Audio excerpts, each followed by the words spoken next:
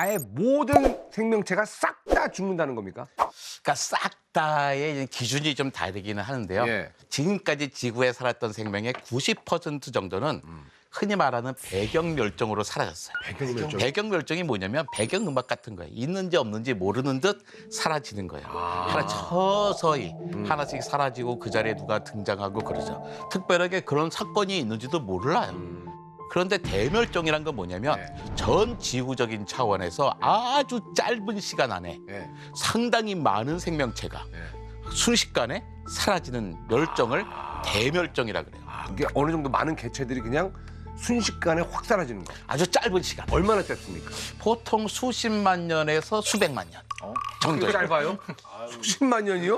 수십만 년에서 수백만 년이면은 우리 천문학계에서는 약간의 오차 정도거든요. 한 1초 정도에. 아, 천문학은.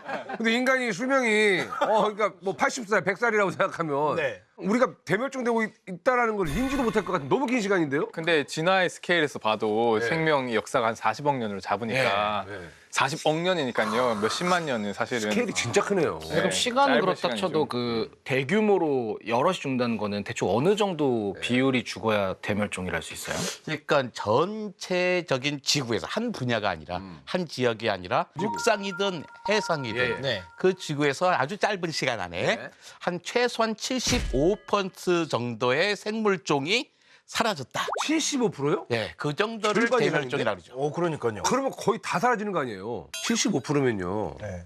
인간이 거의 지금 80억 명인데 와, 80억 명이나 됐나? 75%면은 60억 정도? 75억 명. 네. 그냥 60억 명 이상이 사라지는 거 아닙니까?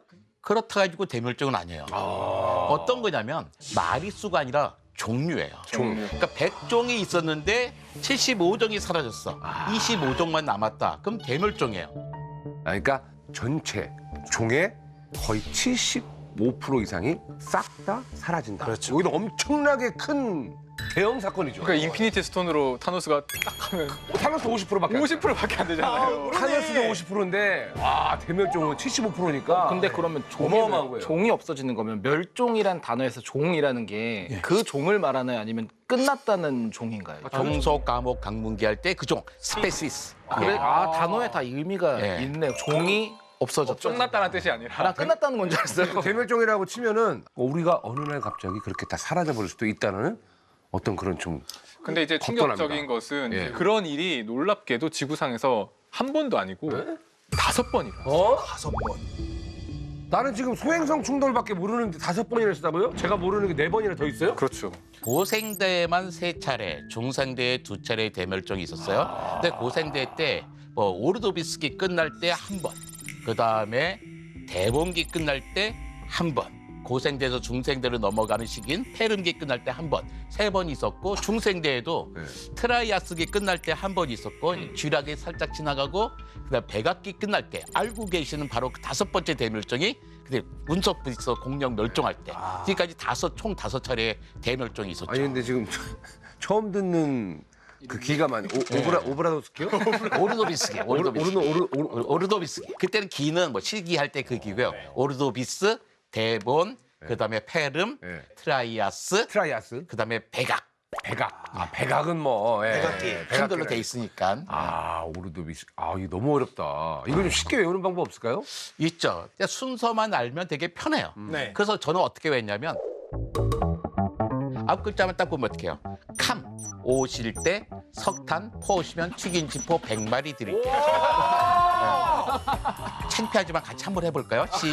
시작. 캄 오실 때 석탄 포시면 튀김지포 100마리 드릴게요. 내일 아침에 샤워할 때 캄 오실 때 석탄 포시면 튀김지포 100마리 오실 때 드릴게요. 석탄 포시면 튀김지포 100마리 드릴게요. 캄 오실 때 석탄 포시면 튀김지포 100마리 드릴게요. 내일 아침에 샤워할 때 이게 기억나면 돌아가실 때까지 안 잊어버려요. 감 오실 때 석탄 포시면 튀김지포 100마리 드릴게요. 근데 정작 이것만 알고. 뭔지 자 캄부리 형이 그 다음 거를 외워야 되는데. 아니, 그 외울 필요 없어요. 그러면 네, 알겠습니다. 책에 나오니까. 오케이. 캄은 캄브리아기, 오르는 오르도비스기. 예, 예. 그건 시간이 걸려요. 입에 익는 데까지는. 이게 누가 먼저만 알면 되는 거지. 순서만. 순서만 알면 됩니다. 근데 왜 뭘 기준으로 고생대, 중생대, 신생대는 나누는 거예요? 이걸 이어지는 시기라고 하기에는 너무나 생명들이 달라. 이게 이 정도까지니까 비슷비슷하게 조금씩 변화가는데 여기서 여기는 너무나 다른데 이걸 같은 시기라고 묶을 수는 없을 것 그래서 같아. 이 세대. 얘가 고생대, 중생대, 신생대 나누게 되는 거죠. 그러면 그게 1차라는 얘기잖아요. 지금 오르도비스기가. 1차 대멸종. 그렇죠. 1차 1차 대멸종이 오르도비스기. 그러니까 이유들이 있어요. 오르도비스기 대멸종 때는 네. 지구가 전체로 얼음 덩어리가 됩니다. 네. 네, 지구가 얼음 덩어리가 돼요. 너무 추웠겠네. 얼음 덩어리 되는데 왜 사라지냐? 비가 내리면 비가 다 바다로 가잖아요. 근데 지구 전체가 얼어버리니까 육상에 비가가 막 생기는 거예요. 네. 그러니까 바다로 내려갈 물이 바다로 내려가지 못해. 그러니까 바닷물이 낮아지잖아요. 네. 근데 바닷물 깊은데 뭐가 문제야 그러는데 그러니까 대부분의 생명체는 깊이 200m 정도의 얕은 바다에 삽니다. 근데 갑자기 바닷물이 낮아지면 얕은 바다는 깊이가 확 낮아지는 거예요. 자기 서식지가 줄어들 수밖에 없죠. 오르도비스기. 예. 첫 번째 오르도비스기는 얼음. 추워서. 추워서. 네. 그러니까 이게 첫 번째 대멸종이 오는 건데 도대체 그때는 왜 추워졌는데 네.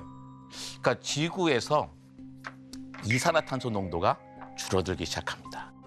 이 이산화탄소는 또 뭐야? 온실가스잖아. 이산화탄소 줄어드니까 추워지고 그 밑으로 이제 내려가는 거죠. 지금까지 대멸종은 다 대부분의 경우가 더워지면서 생기는데 네. 추워졌을 때 생길 때가 있어요. 이게 첫 번째 대멸종 때였고요. 두 번째 대멸종 때 대범기 때는 이미 육상에 생물들이 꽤 많이 생긴 거예요. 근데 이제 얼음이 이제 다 어느 정도 녹았겠죠. 그 시대가 한참 지났대요. 한참 지났대요.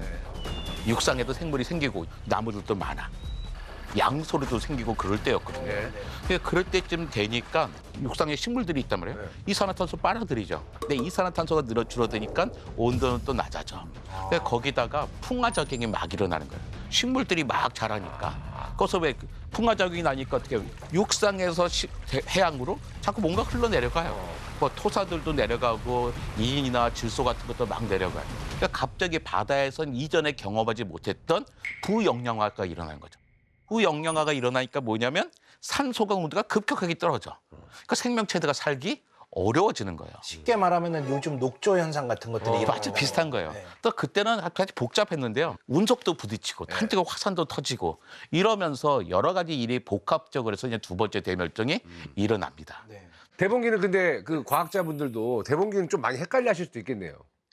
그렇죠. 정확하게 화산 같은 게 빵 하고 나온 것도 아니고 묘하니까요. 그러니까 묘한 증거들이 예. 막 산재되어 있어요. 예. 그러니까 우리 그런 거 싫어하죠. 많이 좋습니다. 저희 그 아까 이제 말씀하신 게 그 5번 말씀을 하셨잖아요. 이제 세 번째 대멸종이 일어날 때는 해름기 끝날 때 네.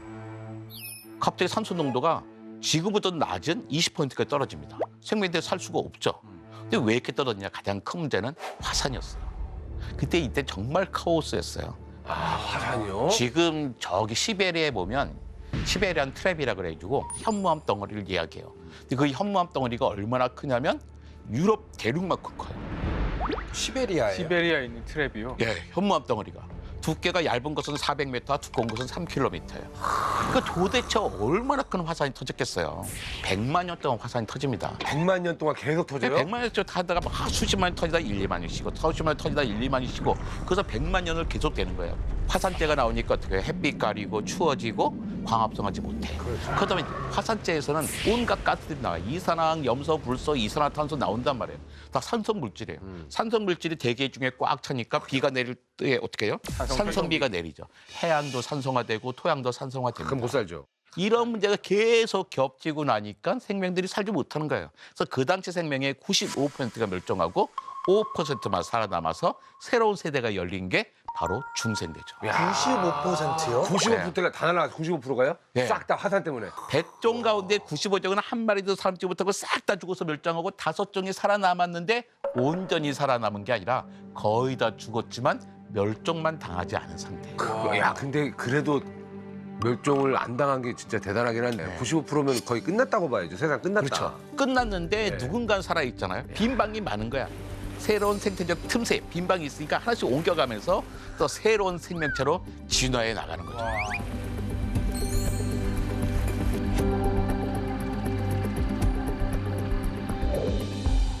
네 네 번째가 트라이아스기 때는 뭐였죠, 원인이? 세 번째랑 네 번째가 거의 똑같은 방식이에요. 그 세 번째 대멸종, 고생대, 중생대 넘어간 대멸종과 네 번째 대멸종은 그 스타일이 똑같아요. 화산. 예, 주로 화산 활동으로서 일어납니다. 화산으로 인한 기후 변화. 네, 트라이아스기 말에 또 거의 비슷한 방식으로 또 네 번째 대멸종이 오면서 이때 본격적으로 공룡이 등장합니다.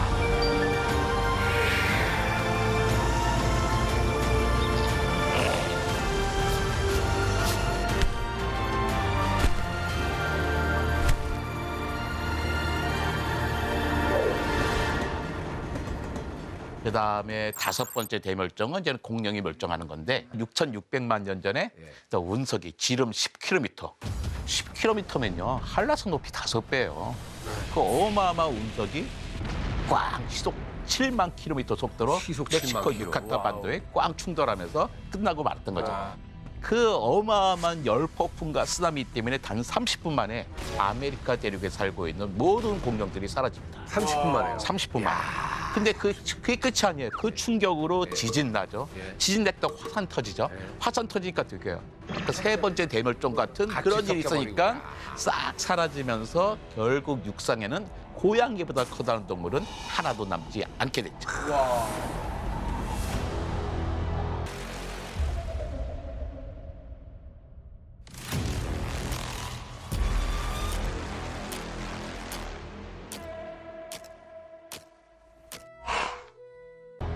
야, 관장님 아무나 하는 게 아니네요. 아, 빠져드네 막. 그죠. 이렇게 빠져들어요. 근데 쏙쏙 들어와요. 네. 마법이에요, 마법. 근데 항상 중요한 게요. 다섯 번째 대멸종도 사실은 화산이 커요. 마지막에 운석이 붙여서 꽉 끝나지만 사실은 그 직전에 무슨 일이 있었냐면 네. 인도의 데칸고원을 만드는 화산이 터집니다. 그래서 공룡량이 확 줄어들어요. 이만큼 있는 거예요. 터진 다음에도 다양성을 좀 더 유지하고 있었다면 그 운석에 끝장나지 않고 지금도 공룡이 살아남을 수 있어요. 그건 우리한테 안 좋은 일이죠. 이거 지금 공룡이랑 같이 주라기 월드 봐요. 공룡이랑은 같이 공생하기 힘들죠. 지금 몇 편을 만들었는데 매번 사고가 나요. 같이 있으면. 또 나와요. 그러니까요. 스칼렛 요한슨 누나. 우리가 생각하는 그 공룡이 남아 있다면 네. 우리가 그 친구들하고 어떻게 같이 살지를 고민하는 게 아니라 우리는 등장하지도 못했다는 거. 그러니까 그 친구들이 사라졌으니까 우리가 등장할 수 있었던 거죠. 그래서 전 궁금한 거 또 묻습니다. 이 멸종의 원인이 어떻게 된 건지, 어떻게 알 수 있는 건지 너무 궁금한 게. 그건 저도 궁금해요. 이게 뭐 기온이 떨어졌다. 2차 때 뭐 갑자기 기온이 확 추워졌다. 이런 거를 그때 살지도 않았는데 그걸 어떻게 알아냅니까?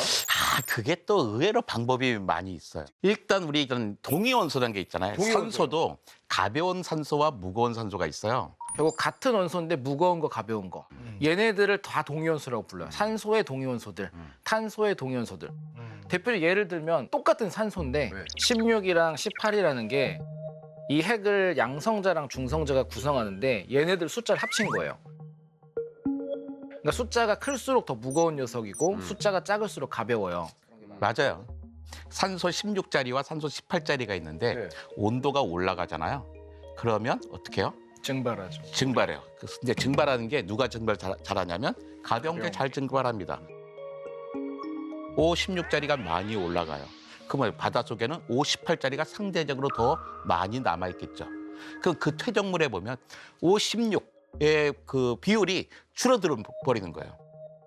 그러니까 이런 걸 보고서 온도가 어떻게 변했는지 알 수 있죠. 그러니까 그 어디에 뭐 박혀 있어요? 이게 그 지질화학적으로 증거가? 굉장히 많이 하는데 우선 지질학? 지질화학이라는 분야가 있어요. 예. 층 같은 거, 돌 같은 거 이렇게 보면서 하는 겁니까? 네, 돌을 봐서 네. 그 속에 산소가 어떤 게 얼마나 옛날 봐서 이 비율 갖고 여기는 더운 곳이었다. 네. 여기는 높고 추운 곳이어서 만년설이 있었다. 이런 걸 볼 때 쓰고 이게 급격히 바뀌는 게 이제 멸종 때 또 일어나니까. 걔는 붕괴는 하진 않아요? 58? 붕괴는 둘 다 안정한 안전자. 그러면 쉽게 그걸 알 수가 있네요. 하나만 보는 게 아니라 여러 가지로 크로스 체크를 해서 그러니까 우리 뭐 거의 정확하게 볼 수 있다 그러는 건데요.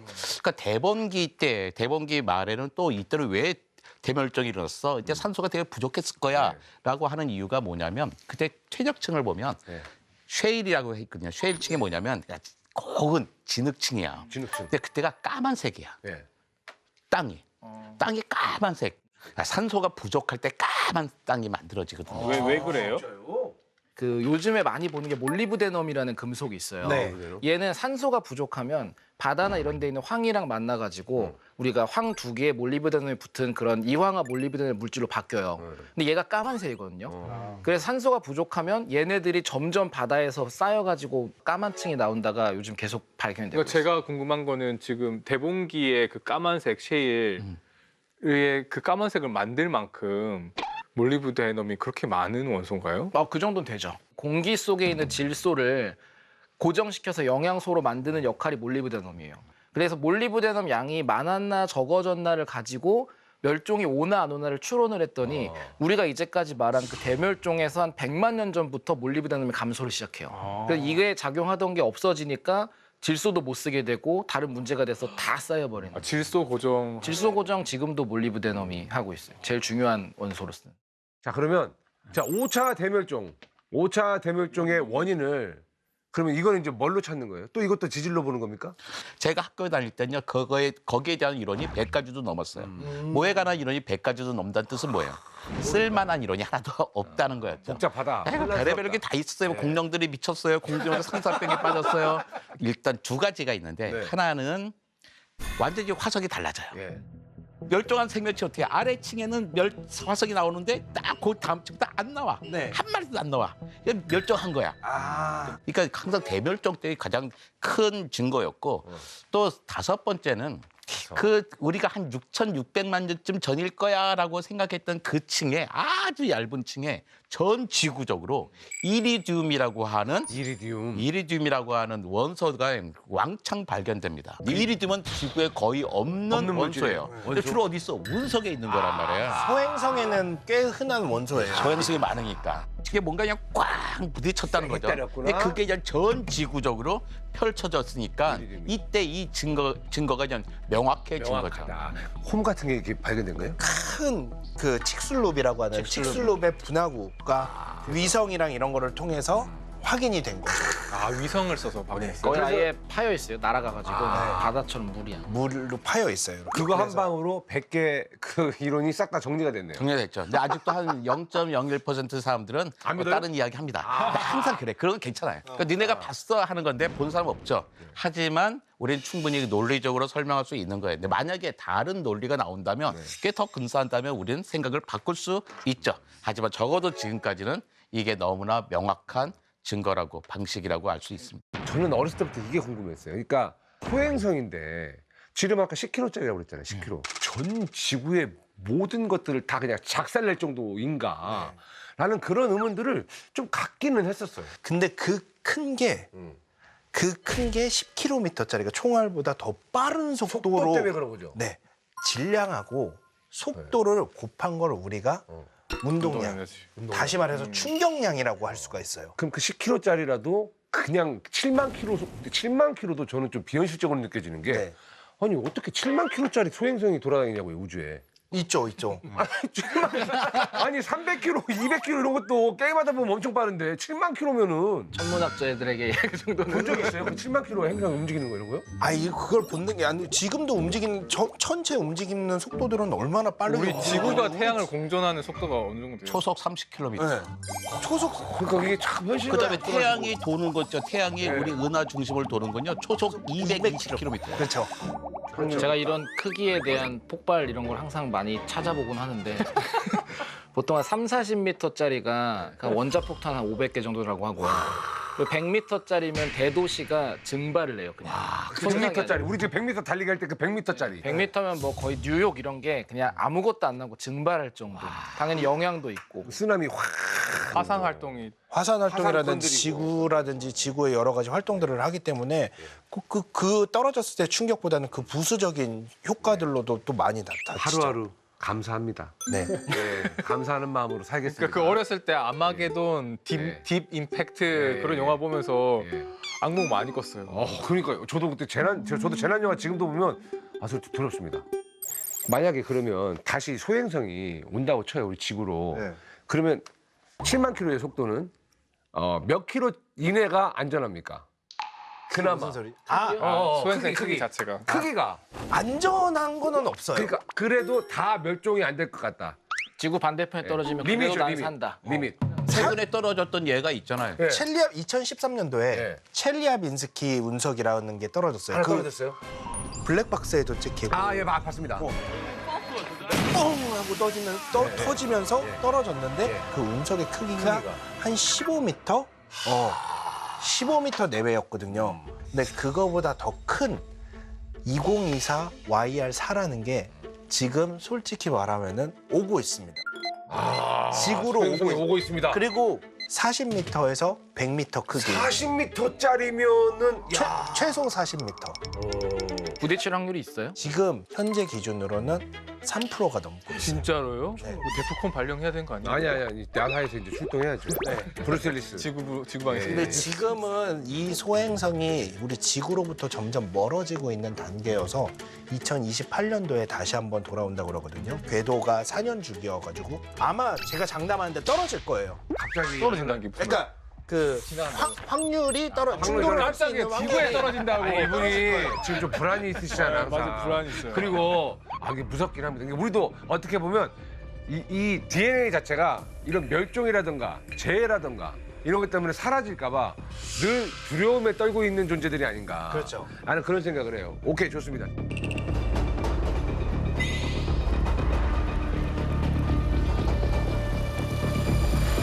다들 이제 멸종 이야기만 뭐 많이 하셨잖아요. 사실 사는 게 중요하잖아요. 사는 게. 네. 저는 궁금한 게 나머지 25% 애들 있죠. 75%가 멸종하고 예. 75%가 멸종하고 살아남은 25% 이 친구들이 어떤 친구들인지 궁금합니다. 소개 좀 해주세요. 그러니까 1차 대멸종 때는 기본적으로 온도가 확 떨어져서 네. 사라졌다고 그랬잖아요. 네. 그러면 그때 어떤 동물들이 살아남았을까요? 그러니까 추위에 강한 애들 아닙니까? 조그만한 애들? 벌레? 또 우리 벌레는 저 육상에 사는 동물이잖아요. 네. 이 육상에는 아예 아무도 안 살고 있었어요. 바다 네, 바다에 쪽인데 살고만 깊은 데 사는 있었는데 애들. 일단 항상 중요한 건 뭐냐면 작은 애들이 살아남아요. 무조건 작은 애들. 일단 칼리 대멸종 때는 작은 애들이 살아남아. 왜? 조금만 먹어도 되니까. 그러니까요. 소식하는. 먹을 때 별로 없을 텐데. 근데 그 당시에 1차 대멸종 때 살아남은 동물 대표적인 게 완종류하고 뭐 갑주어 같은 동물이에요. 갑주어? 갑주어는 이제 갑주어는 좀 가보신 거예요? 어른데 왜 이렇게 약간 외골격이 있는 단단한 동물들이 있었어요. 그 다음에 신진 대사가 물질 대사가 추운 곳에서 조금만 먹고도 잘 버틸 수 있는 우연히 자기가 그런 장점이 있었어요. 완족은 연체동물 아니에요? 이 완족은 그냥 생긴 건 조개처럼 생겼어요. 우리 웬만해서 이게 조개인지 완종인지 구분 다 못하게 된 건데 그거 뭐냐 단단한 석회질 껍데기로 보존돼 있어서 이거 환경을 잘 버텼던 거고 보호대가 있었네요. 그러니까. 네, 그런 애들이 주로 예. 살아남게 됐습니다. 1차 때요. 1차 때. 추운 데서 살아남은 애들은 완종류하고 갑주어. 갑옷 있는 애들, 뚜껑 있는 애들. 예. 2차 대멸종 때는요. 살아남은 친구들이요. 산소가 사라졌다고 말씀해 산소가 주셨잖아요. 줄었는데 페어라는 물고기. 폐요? 예, 페어. 허파가 있는 물고기 있어요. 아, 들어본 것 같아요. 네. 폐요. 고기가 폐가 있었어요? 그러니까 허파 비슷해가지고 다리도 비슷한 것도 있고 이렇게 육상으로 올라오는 중간 단계쯤 되는 어류가 예. 있는데 걔는 결국에 육상으로 올라오지 못하고 여전히 바다에 살고 있어요. 그러니까 고생대 때 살았던 그 페어 그 모습이 그대로 여기 있는 거예요. 회호흡을 하면서 그래도 좀 적응을 할 수 있었다. 뭔가 또 다른 장치를 가졌던 친구들인 거죠. 그러니까 이게 딱 자기가 갖고 있는 장치가 지금의 위기에 적응할 수 있는 장치였던 거지. 주류 어류 중에 살아남은 거는 사실 상어예요. 상어는 네 차례의 대멸종을 2차, 3차, 4차, 5차 네 차례의 대멸종을 견뎌내서 아직도 있잖아요. 물론 그 당시에 살았던 상어가 지금 지금의 살고 있는 건 상어하고는 아니야. 하지만 상어류들이 계속 살아남을 수 있던 이유가 뭐냐면 상어는 되게 유연해요. 서식지나 먹이나 이런 데 있어서 고집 피우지 않아. 적응성이 있는 거예요. 있는 거 먹고 있는 거 먹고. 주어진 환경에 잘 살고 네. 보통 보면 오래 살아남는 대멸종을 살아남는 보면 편식하지 않아요. 어린이 여러분, 편식이 그렇게 나쁜 겁니다. 당근과 콩을 먹여야겠다. 세 번째, 네 번째 대멸종도 이제 좀 선생님. 세 번째 대멸종 때는 정말 95% 생명체가 멸종했잖아요. 그렇죠. 근데 그때 살아남은 동물들이 일단 곤충들이 많이 살아남았어요. 곤충이요. 작으니까. 작으니까 어디에 숨어 살기도 좋고 그다음에 또 악어류들. 악어요. 악어류들이 좀 이렇게 살아남고요. 1차 때도 보통 보면 그래도 갑옷이 있고 단단한 애들이 맞아요. 살아남잖아요. 그런 게 약간 좀 뭔가 공통점이 좀 어느 정도 생기는 것 같아요. 그러니까 가장 중요한 공통점은 조그만 놈들이에요. 조그만 놈. 조그만 먹은 애들. 애들. 아까 그 갑주어는 1차 때 살아남은 애는 단단하잖아요. 얘도 3차 때도 살아남나요? 아니요. 그 전에 죽어요, 이미. 네, 그 전에 일찍 사라집니다. 왜냐면 그 전에 이 갑주어는 뭔가 이제 운동성이 좋지가 않아. 근데 좀 더 유연한 물고기들만 등장하는 거예요. 먹어야 될 먹이는 똑같은데 갑주어보다 이 친구들이 더 잘 먹어. 그러니까 어때? 식량 활동을 못하니까 점점 작아지고 개체 수는 줄어들고 알을 많이 못 나니까 그렇겠네요. 짝짓기 못하고 사라지게 많은 거죠. 더 센 애들이 갑자기 이제 등장하니까. 주로 경쟁자들이 등장하는 거예요. 그러니까 왜 보통 90% 생명들은 배경 멸종으로 사라진다고 했잖아요. 배경이 아주 작은 차이. 다른 생명들은 이게 차이인지도 몰라. 근데 왜 사라지냐? 경쟁자들이 주로 등장합니다. 그러니까 이 자리도 마찬가지죠. 뭐 세 분이 계속 고정으로 계신데 누군가 고정하고 싶어. 세 분 중에 누가 한 분이 나가셔야 되는 거예요. 그래야 또 새로운 사람이 생길 수 있잖아요. 왜 위협적인 말씀이에요? 여기 맞는 말이죠. 그게 경쟁이고 서바이벌이죠. 예, 그렇죠. 다들 대멸종이 오면 살아남을 수 있습니까? 지금 뭐 갑옷도 없고. 네. 어떠실 것 같으세요? 벙커라는 게 있잖아요. 아, 벙커요? 네. 아니. 벙커가 뭐 살았어요? 아니 저 이제 불편하십니까? 생각 중이에요. 왜냐면은 저번에 디스토피아 하고 많은 조언을 아, 주더라고요. 지금 땅 보러 다니는 거예요? 땅 보러 다니고 있어요. 아 근데 진짜 농담이 아니라 인서울에서 벙커 만들기 쉽지 않을걸? 농담이 아니라 네. 스위스에서 제가 살았잖아요. 네. 걔네들은 진짜로 있죠? 벙커를 가지고 있어요. 그렇게 철문 이만큼 두꺼운 철문 이렇게 열어서 들어가면요. 거기에다가 부엌을 만들어 놓은 사람도 많아요. 되게 벙커니 이게 다 소용없는 일인 게 그러니까 멸종이란 건 뭐예요? 예. 그러니까 일단 이 상태에 나는 살아남을 수 있어. 네. 물론 내가 80살, 100살 살다 죽을 수 있을 거예요. 하지만 뭐예요? 내가 벙커에 들어서 새롭게 짝짓기해서 내 후손들을 남기고 내 유전자를 퍼뜨리는 게 아니잖아요. 결국에 멸종이라는 건 뭐냐면 어떤 개체가 사라지는 게 아니라 종이 사라지는 거잖아요. 아, 그렇죠. 나는 조금 버틸 수 있어. 근데 딱 나가봤더니 내가 짝지어서 새롭게 개체를 만들 수 있는 대상이 없어. 네, 어차피 개체가 사라지면 네. 끝이다. 우리 보러 다니는 땅은 다른 쪽에 활용을 해보는 걸로 하시죠. 그러니까 지난 5차례 대멸종을 보면 또 일정한 패턴이 있는데요. 예. 그 당시 최고 포식자는 반드시 멸종했어요. 아, 그럼 우리는 무조건 멸종이네요. 근데 상어는 최고 포식자잖아요. 해양 생태계에서. 범거래가 더 있죠. 범거래 있잖아요. 그렇지 않았어요. 예. 상어 지금 우리 백상아리만 생각하지 뭐 딴 상어들이 최고 포식자인가요? 그러니까 우리는 죽어도 우리는 멸종이 돼도 곤충들은 끝까지 살아남. 그러면 승자는 역시나 갈로아네. 아, 갈로아는 왜 승자한 거예요? 갈로아가 곤충이 아닌데. 아니. 곤충을 먹어서 살 수 있는 거 아니에요? 곤충을 사랑하는 사람이니까. 예, 그 마음이 최종 승자가 아닐까요? 네, 대멸종 오면 저는 가고 초파리나 꼬마 선충 살아남고 그럴 것 같아요. 아, 그래도 애들은 기억하겠죠. 저를요? 예. 뭘로요? 학살자로? 본인 힘으로 학살자라고 막 이렇게. 이해. 원장님 그러면은 궁금한 게 있는데 뭐 수십만 년에서 수백만 년까지 걸쳐서 멸종이 일어난다고 그랬잖아요. 5차 같은 경우에는 좀 다르잖아요. 그게 그래서 소행성이 와서 때렸으니까 그러면은 그 시기는 좀 빠르지 않았을까요? 멸종했던 시기는? 짧긴 했지만요. 그래도 몇만 년 단위예요. 그래도요? 그래도 몇만 년 단위입니다. 왜냐하면 생명체들이 만만찮아요. 어떻게든 살아남으려고 애를 씁니다. 6번째 대멸종 때도 나는 그럴 거라 생각해요. 여섯 번째 대멸종이 올 거라고 생각하세요? 6번째 대멸종 벌써 시작했죠. 대멸종이 시작이 여섯 번째 됐다고요? 대멸종이 지금 시작이 됐다고요? 네, 저는 6번째 대멸종을 1950년에 시작했다고 생각하고 무슨 있습니다. 말씀이세요? 그러니까 50년 전에 이미요? 예, 이미 시작됐죠. 우린 다 대멸종기에 태어난 거예요. 멸종기에 태어난 사람들이라고 우리가요? 하지만 저희는 너무 번성하고 있는데요.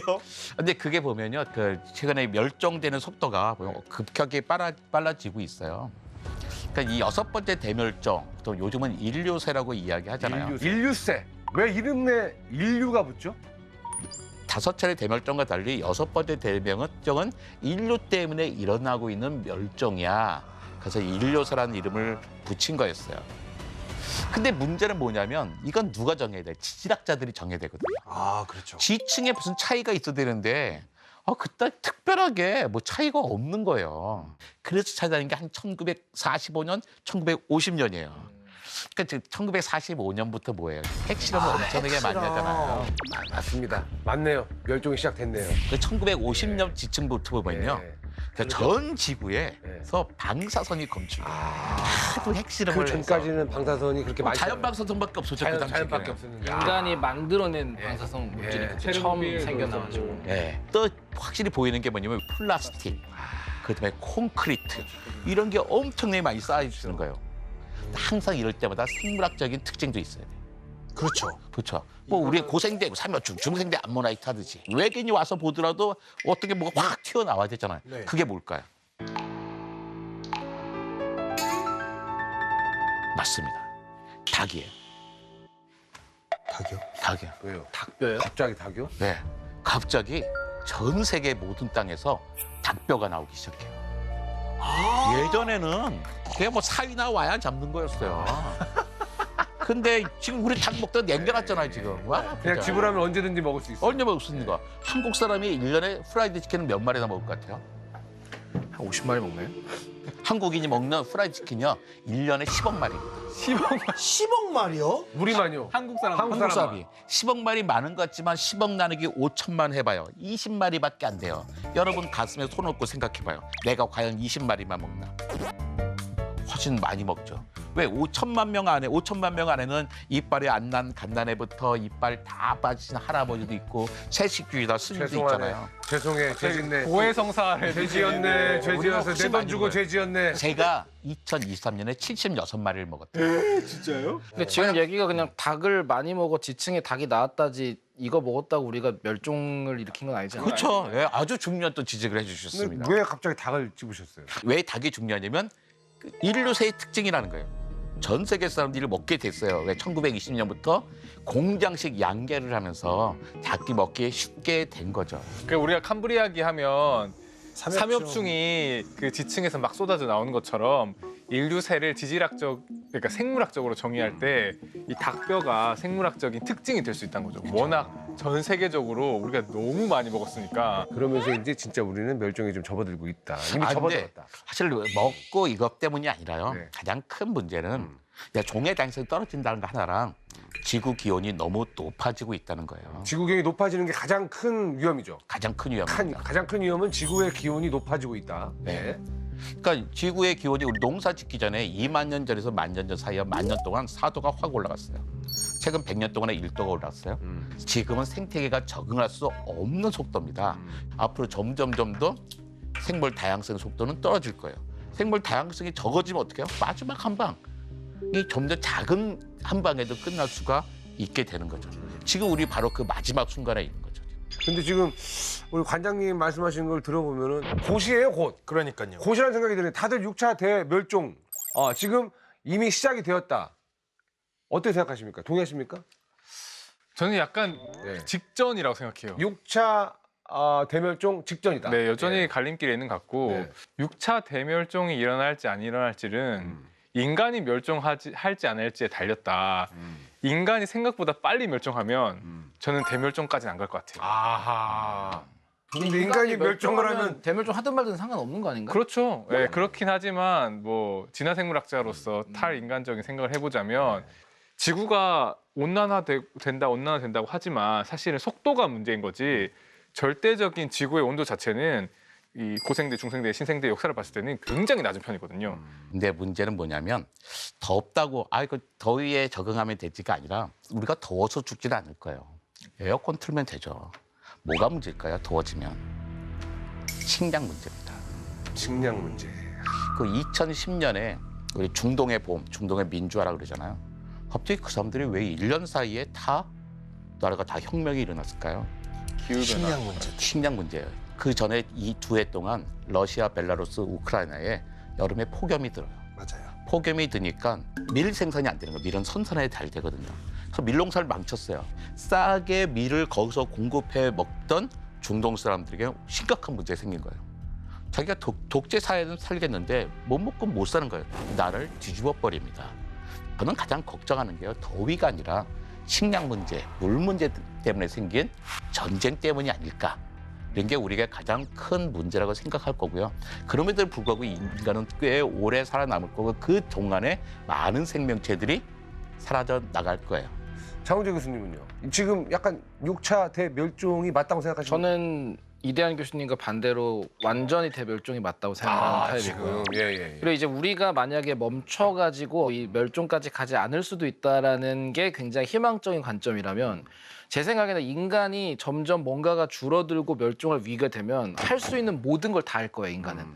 그게 뭐 자원을 고갈시키든 기후를 더 파괴하든 간에 우리는 살아남기 위해 모든 시도를 다 할 거고 빙고. 그 과정에 다른 것들은 다 멸종을 할 거라고 봐서 그러니까 저는 이미 멸종은 시작됐다고 보고 오히려 있어요. 인간의 어떤 생존을 위해서 인간 위의 것들은 인간의 생존을 위해서라면 언제든지 버릴 준비가 돼 있을 정도로 이 삶이나 생명에 대한 이 집착이 강하죠. 강하기 때문에 어쩔 수 없이 인간은 최대한 늦게 멸종될 것이다. 왜냐하면 우리도 개개인에게 물어본다면 아, 인간이 지구를 파괴하고 문제가 있다 하지만 가족이랑 같이 앉혀놓고 너네 가족이 사라지면 되라 했을 때 아유, 누가 저희가 뻔뻔히 잘못했습니다 할 사람 없죠. 왜 없죠. 다 살아남으려 노력하지. 그렇기 때문에 인간은 절대로 포기 안 하고 마지막까지 발버둥 칠 것 같아요. 지금 잠깐 이제 얘기를 딱 들어보니까 인간이 멸종되는 게 전체 그 종에게 도움이 된다고 생각하십니까? 인간이 그냥 도움이 깔끔하게 될- 멸종해드리는 게 아니죠. 인간이 없으면 우주가, 지구가, 자연에 무슨 의미가 있어요. 그렇죠. 네, 이 교수님은 인간 입장에서는 인간의 존속이 중요한데 만약에 우리가 다른 생물들을 빙의한다면 투표로 다수결로 인간을 없앨래 남길래 하면 없앨래가 압도적으로 저는 많은 득표를 얻을 것 같아요. 근데 영화 매트릭스에 보면 그 스미스 요원이 나와서 하는 얘기가 있거든요. 인간 너희들은 바이러스야. 이 지구의 바이러스야. 라고 얘기를 하는 지금 AI가 이제 그런 걸 좀 네. 깨달을까봐 지금 두려워요. 그렇죠. 그렇죠. 예. 그런 생각 안 했으면 좋겠어요. 착한 사람 많은데 그럼요. 꼭 나쁜 인간들 몇몇 때문에 AI가 저기 뭐야 판단 오류날까봐. 네. 네, 향성 씨는요? 저는 사실 약간 이 사이인 것 같아요. 멸종이라고 말할 수는 없는데 대멸종의 기준은 아닌데 그쪽 방향으로 아주 빠르게 가고 있는 것 같아요. 저도 그렇게 지금. 생각해요. 저도요. 대멸종으로 확실히 가고 있다는 생각이 들고 뭐 말씀하신 관장님 말씀하신 것처럼 그게 막 와요. 대기가스, 뭐 석탄, 뭐 다 맞죠. 느껴지잖아요. 산업혁명. 너무 피부로 와닿죠. 그렇죠. 가고 있습니다. 근데 저는 좀 다르게 생각하는 게 요즘 일론 머스크가 가장 화성에 중요하게 생각하는 게 뭐냐면은 다행성 종족을 만들겠다는 거예요. 가능한 인류가 가능한 쪽에 나가가지고 거기서 적응을 하는 아이고 거죠. 좋다. 할 수 있는 걸 거기서 그렇지. 다 하는 거죠. 여기서 지구에서 복작복작 살지 말고 그렇죠. 나가서 여기서도 조금 이 판 벌리고 해서 좀 나누자. 사실 그 노력을 지금도 하고 있고요. 네. 저는 이쪽으로 나가지 않을까 생각합니다. 저는 그런 것도 할 것 같아요. 오존 지금 구멍 나잖아요. 나중에는 이제 아예 로켓 타고 올라가요. 올라가가지고 거기서 쉴드를 야 지구 쉴드 이런 걸 이제 기술로 그냥 나노 막 그런 기술 있잖아요. 로봇 나노 막 그런 기술 막 AI 짬뽕 해가지고 막 그런 기술들 그런 기술들로 이제 인간이 결국엔 기술로 멸종을 최대한 속도를 좀 늦추지 않을까. 저도 그렇게 생각합니다. 나는 그런 생각합니다, 관장님. 근데 그 필요 없는 얘기예요. 뭐가 필요가 없어요, 관장님. 아니 쉬운 방법이 있어. 정말 쉬운 방법이 뭐예요? 있단 말이죠. 예. 우리가 뭐 딴 데 가서 뭐 테라포밍하고 그럴 필요가 없어요. 네. 그래서 뭐 주위에 막 쓸 필요도 없고 네. 딱 우리가 몇 가지만 하면 돼요. 뭐 할까요? 일단 환경을 지키기 위해서 플라스틱 좀 줄이는 나가는 거랑 두 번째요. 육식, 특히 소고기, 양고기 좀 줄이고 또 세 번째가 뭐냐면 에너지 전환입니다. 근데 우리 기술을 갖고 있어요. 심지어 엄청나게 많아져요. 원인을 알고 있고 해결하는 방법을 너무나 쉬운 방법을 알고 있어. 근데 이 쉬운 걸 놔두고서 화성 가고 저기 뭐 달 가고 난 화성 달 가는 거 찬성해요. 같이 가실 거예요, 안 가실 거예요? 티켓 있으면요. 나는 친구들 간다면 예. 격려해주고 뭐 생일 닭 파티 해주고 하겠지만 내가 갈 생각은 없어요. 그러니까 우리는 조금이라도 지구에 버틸 수 있는 방법이 있습니다. 그다음에 여보 인류세에 대한 약간 오해가 있을 것 같아요 얘기했는데 인류세가 아직요 과학적으로 정립된 용어는 아닙니다. 2024년에 부산에서 세계 지질학 연맹 뭐 이런 총회가 열리는데 네. 이때 원래 그 인류세를 딱 선포하려고 그랬어요. 그런데 바로 전에 그 과학 지질학자들이 야 이건 아직까지는 좀 더 봐야 되는 거다. 너무 지질학적인 게 아닌 것 같고 물론 이 심각성은 알겠어. 심각성 아니까 인류세라고 딱 얘기해서 사람들로 하여금 각성시키는 건 중요하지만 그래도 지질학에서 볼 때는 아직까지는 이렇게 확정짓기는 어려운 것 아이, 같아. 그러면- 라는 게 지금까지의 결과예요. 초반에 겁을 너무 많이 주셔가지고 막 죄책감 느끼면서 그죠? 하지만 아직 인류세도 확정은 아니다 하는 걱정은 말씀이시고 아니다. 하지만 다들 대안- 이야기하고 있다. 그렇죠. 그리고 대안은 있다. 좀 아낄 거 아끼고 들 쓰면서 그냥 이렇게 좀 이 지구에서 그냥 살아가겠습니다. 양해 구합니다. 인간의 특징이 과거를 봤을 때 소를 안 잃고 외양간을 미리 고치면 좋겠지만 아이 그런 건 없어요. 소를 잃으면 그래도 외양간을 고치는 것 같아요. 소위 잃어봐야 외양간을 고칩니다. 네. 예, 예, 그래서 같이 공존 공생할 수 있게끔 바꿔서 다 같이 살아남아야죠. 우리 자신만을 위해서가 아니라 우주를 위해서, 지구와 자연을 위해서도 우리는 살아남아야죠.